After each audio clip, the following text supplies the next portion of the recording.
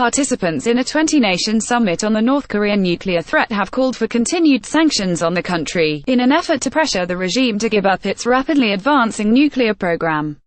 U.S. Secretary of State Rex Tillerson, who participated in the one-day meeting in Vancouver, Canada, said the event sent a simple message: we will not accept a nuclear-armed North Korea. The sentiment was echoed by Japanese Foreign Minister Taro, who urged the international community not to ease up on North Korea despite its recent cooperation with the South.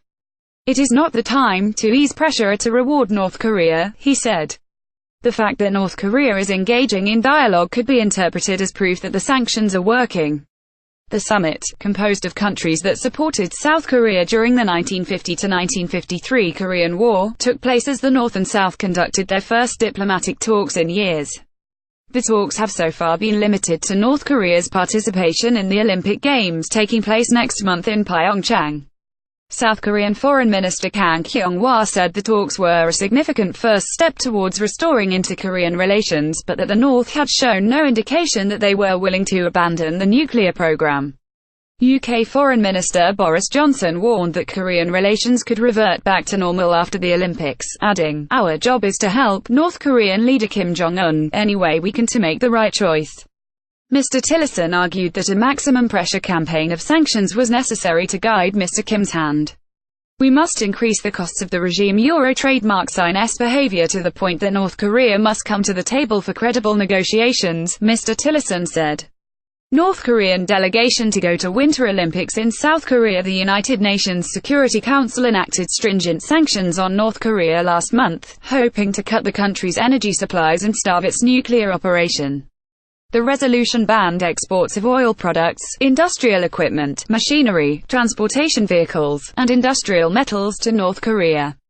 It also required the repatriation of North Korean citizens working abroad within 2 years. The U.S. has accused China of illegally trading oil ship-to-ship with North Korea on the East China Sea, in violation of the sanctions. President Donald Trump recently tweeted that China had been caught red-handed allowing oil to go into North Korea. "There will never be a friendly solution to the North Korea problem if this continues to happen," the U.S. president said. Mr. Tillerson emphasized the need for maritime interdiction, or efforts to stop the flow of smuggled goods into North Korea, and urged both Russia and China to fully comply with the UN sanctions. The American diplomat also reiterated his rejection of a Chinese-Russian proposal for the U.S. and South Korea to freeze military exercises in return for a freeze in North Korea's weapons programs. Neither China nor Russia, two of North Korea's biggest trading partners, were present at the meeting, raising concerns about the summit's usefulness. Both countries have criticized the gathering, which China called an example of Cold War thinking. "When we found out about this meeting, we asked, why do you need all those countries together?" Russian Foreign Minister Sergei Lavrov said at a news conference. "Greece, Belgium, Colombia, Luxembourg.